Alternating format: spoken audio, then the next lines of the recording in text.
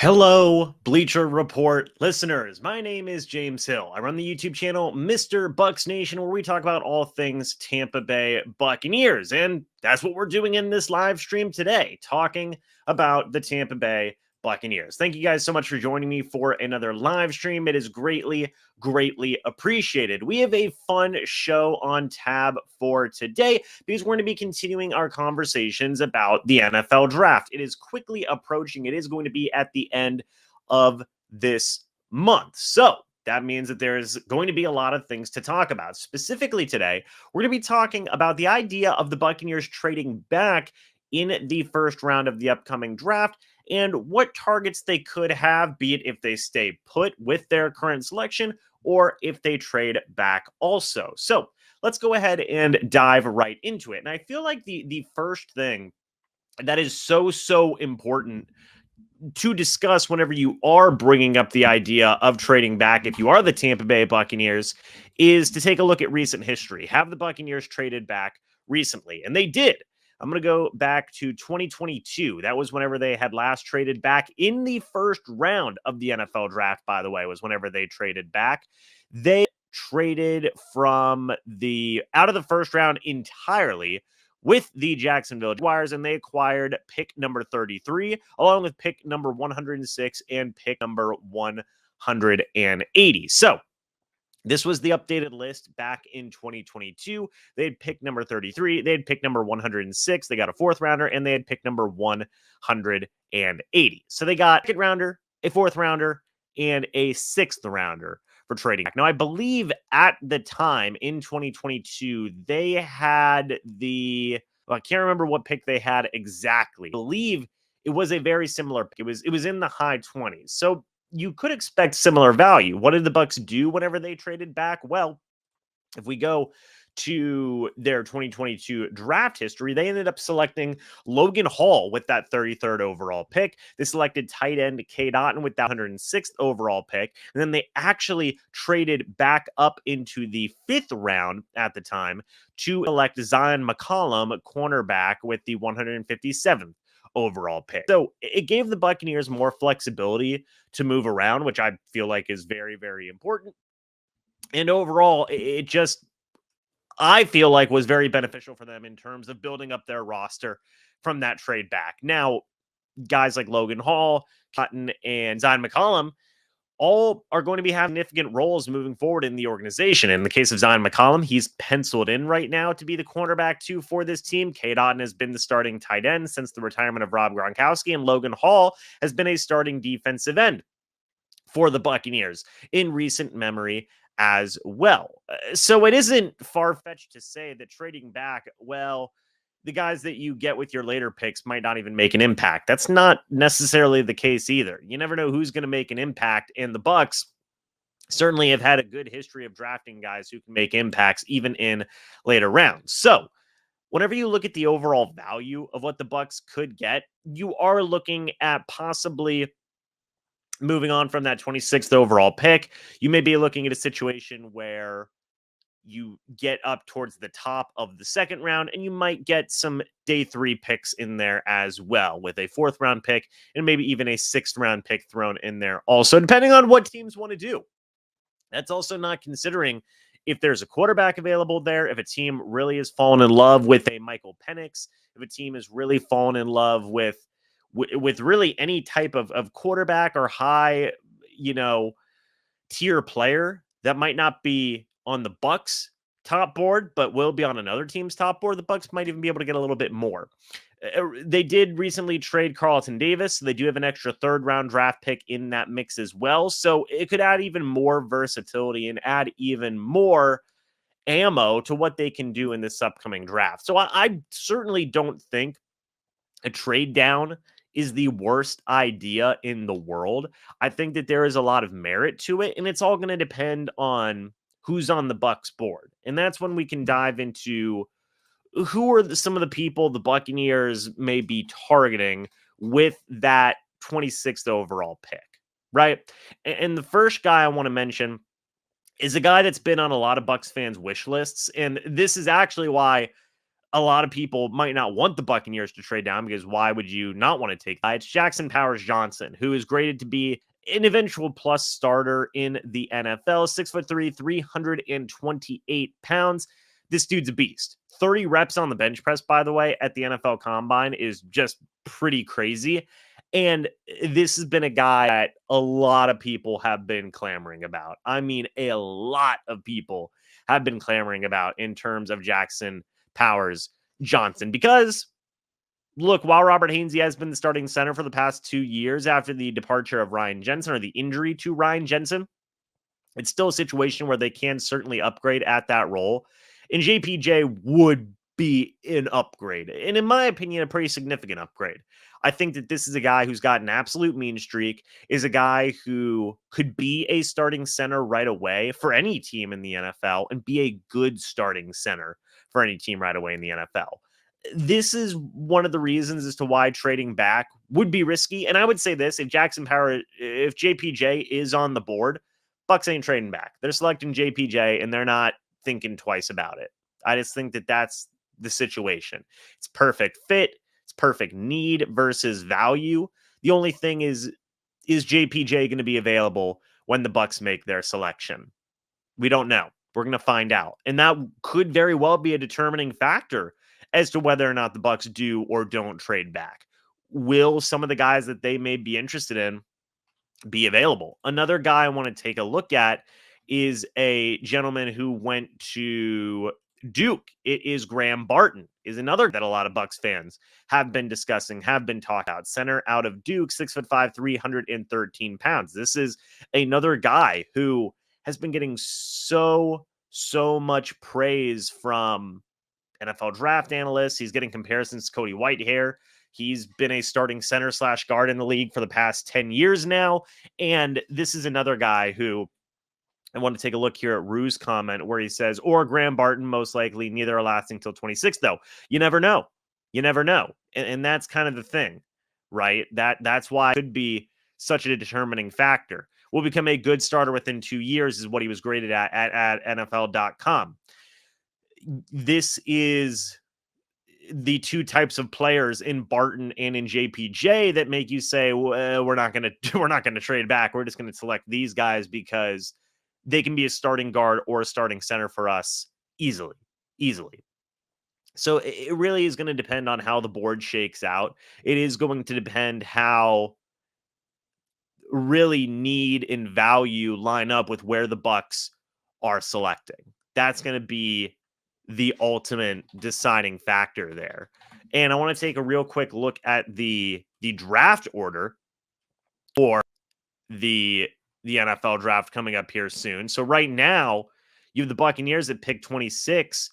After that, you've got teams like the Buffalo Bills, the Detroit Lions, the Baltimore Ravens, the San Francisco 49ers, and the Kansas Chiefs. In round 2, which is where the Bucs may be, in a sweet spot to trade back, the Panthers, the Patriots, the Cardinals, the Commanders, the Chargers, the Titans. These are all teams that maybe would look to trade up. I don't think the Bucs would trade with Carolina Panthers just because you don't trade with division rivals. But if the Patriots find a player that they may be interested in, maybe it's some type of pass rusher. The Arizona Cardinals are interested in a player. Maybe it's some type of pass rusher. And there isn't a prospect the Bucs would be interested in there. I could see some type of trade back, especially with a team like the New England Patriots, who the Bucs have not been shy to trade with before. Even whenever Jason Light first came into the Buccaneers organization, he traded for Logan Mankins, was one of the first moves he ever made. He made a trade for tight end Tim Wright. He traded for Rob Gronkowski with the New England Patriots is the most recent example. So these two teams have a history of trading, and it lines up with the Bucs moving back, let's say, 8 selections to pick 34. You get another 4-rounder, you get another 6th-rounder in there with a team that you already have a good trading history with in the Patriots. Maybe it's the Arizona Cardinals as well. Jason Light has been a part of that organization in the past. Could be a couple of scenarios that work out there. Just trying to connect some threads. I do like what Edwin is talking about here. What about defensive ends since we lost Shaq, or a linebacker because we lost Devin? That is another interesting question, right? And I'm actually going to go to pewterreport.com to talk about some of the things that have been happening regarding top 30 visits and all these different types of things. You go to inside linebacker, Adrian Cooper's a guy you may consider there in round number 2. Is a guy from Texas A&M, would be lined up in the second round. If you do not have the option to get some of the interior offensive lineman guys that you may want in the first round, you trade back. Maybe you take a guy like Adrian Cooper in round number 2 with that extra second round pick that you would have. Because you have a lot of ammo for day 2 at that point. You'd have 2 second rounders. You'd have 2 third rounders, because remember the Carlton Davis trade. That would be a lot of ammo, and you can still get a lot of impact players. I've heard some people say that second, third round players are guys that can't necessarily, are you going to guarantee? Is it a guarantee that they're going to make an impact, folks? Carlton Davis was a second rounder. Jamel Dean was the third rounder. Mike Edwards was a third rounder. Jordan Whitehead, who the Bucs just brought back, who everybody was very excited about, was a fourth rounder. Guys can make impacts, not even just on the Bucs, but even around the league as a whole. Chris Godwin was a fourth rounder. So yes, you can absolutely find loads of him. Antoine Field Jr. was a second rounder, and he started right away. So to say that you can find Yaya Diaby was a third rounder, I could go on and on. But the point being is, it is not crazy to trade back and still get guys who can start right away in the second and third rounds, right? Luke Gedeke was a second rounder. Cody Mock was a second rounder. They started right away on the offensive line for the Bucs. Both of them did. So that is the level. You can still find impactful starting caliber guys right away who can still start and play well. Like, yes, Luke Gedeke did have some growing pains in his first year. Yes, Cody Mock did have some growing pains in their first year, but they're still starting caliber guys. Robert Haynes, he was a starting center for 2 years, the past 2 years for the Bucs. He was a third rounder. So one, the Bucs aren't shy to invest in the second and third round and still find starting caliber players. And two, those guys can start right away. So I do look at a guy like Adrian Cooper and say, well, if the Bucs were to trade back, they're going to have some extra ammo. Could be some guys, could be something that they consider. I like Hugh here that says, in a perfect world, we're thinking interior offensive line and edge with the first 2 picks, right? It's a legitimate possibility. People have brought up Chop Robinson out of Penn State. He is certainly a guy who could be an option there at pick 26. Or if you trade back to the top of the second round, maybe that's a situation where you can still get him at the top of the second round. Or if there's another team on here that would want Chop Robinson, maybe he's not as high up on the Bucs list, and you see New England Patriots say, we want we want an edge, a lot of potential, or the Cardinals say a similar thing, or really any of those types of teams, maybe the Bucs would be interested at that point. Maybe they would be.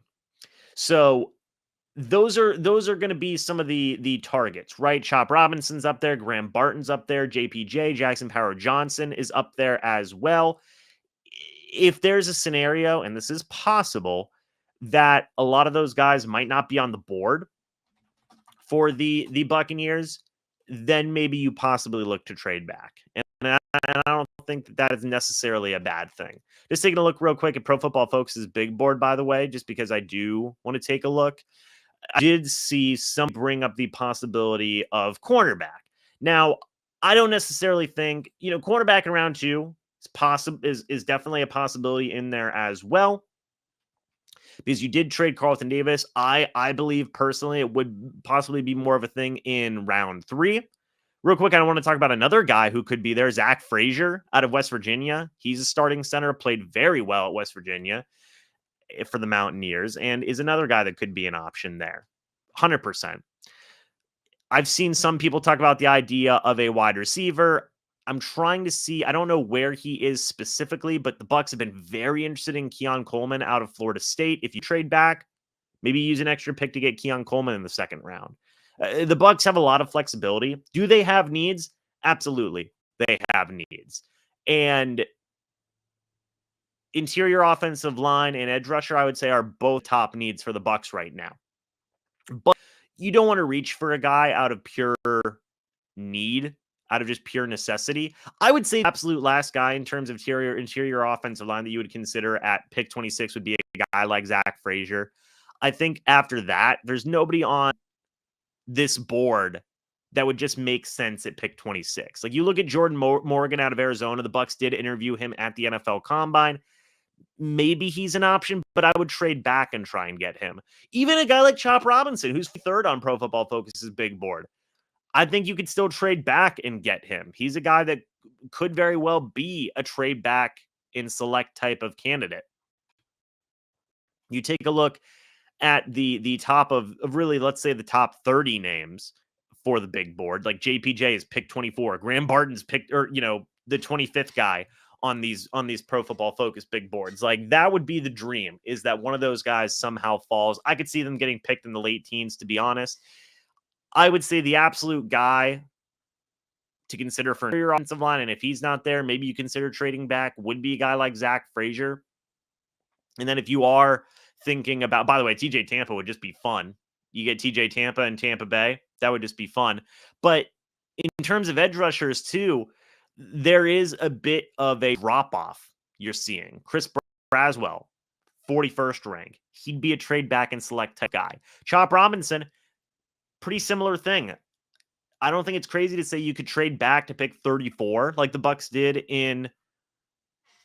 or 33 in 2022 and still get a guy like Chop Robinson. I don't think that's a crazy thing at all. You even take a look at Darius Robinson out of Missouri, and that's another guy that you could possibly select in there as well. Adisa Isaac coming out of Penn State. These are all guys that I think you could consider. Now, in terms of extras that, hey, if they're still there, definitely consider taking them in pick 26. Dallas Turner coming out of Alabama. Dude's a beast. Jared Verse coming out of Florida State. Guy is also a super beast as well. Real quick, I want to talk about this. Isn't Chop super raw? Would be a project for a year or two. That's why I think that you could still trade back into the top of the second round and get him as well. But Dallas Turner, Jared Verse, those are some interesting names that could be considered if they were to drop to, say, pick 26. But at the end of the day, you never know. And it could be some options. Wide receiver needs to be addressed in the top 3 rounds. That's why we're talking, Keon Coleman. If you trade back, get some extra ammo, maybe Keon Coleman is there. I don't necessarily know where he is on this Pro Football Focus big board, but he is 55. He'd be a guy you could possibly, you could get him with your second round pick. So I like where the Bucs are in this draft purely because of versatility, right? They find themselves in a unique situation where, yes, they have some needs at interior offensive line and at edge rusher as well. But if their guys aren't there, if their top guys aren't there, and let's just say, for example,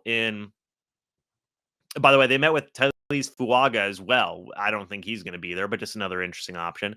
If an edge rusher like Dallas Turner verse isn't there, if an offensive lineman like Jackson Johnson or Graham Barton are not there, then you can trade back and you're looking at your second options. You're looking at, by the way, they met with Brian Thomas Jr. out of LSU, which is very interesting in my opinion.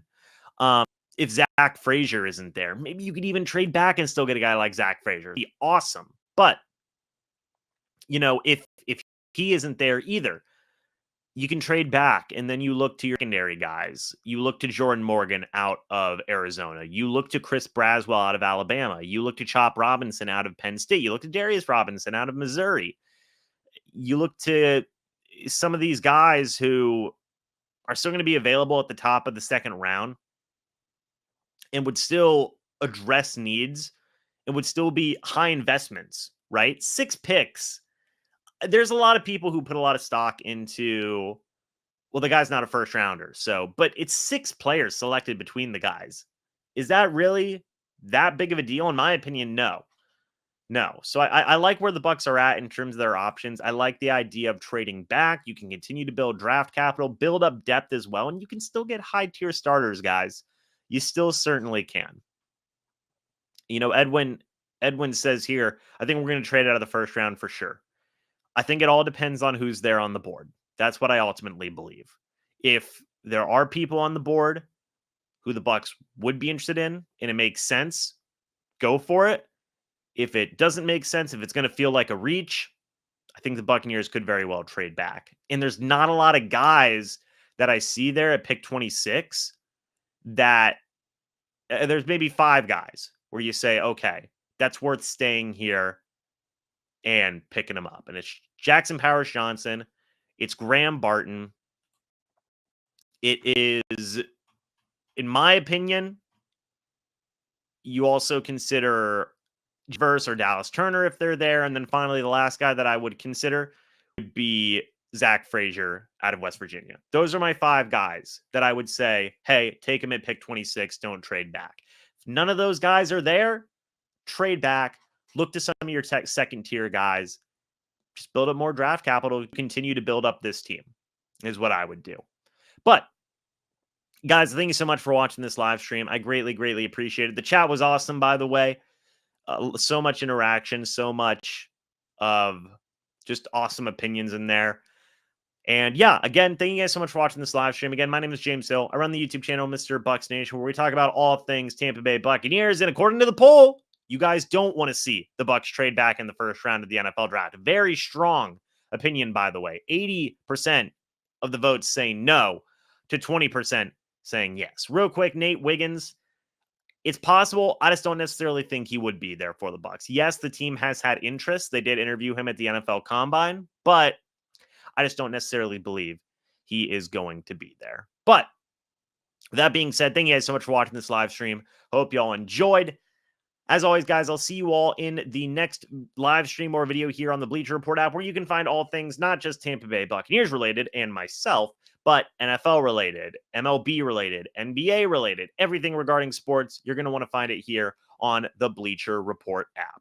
Guys, thanks so much for watching again. Hope y'all enjoyed. Again, my name is James Hill. I'll see you in the next live stream here on the Bleacher Report app. But until then, and as always, guys, goodbye for now and go Bucs.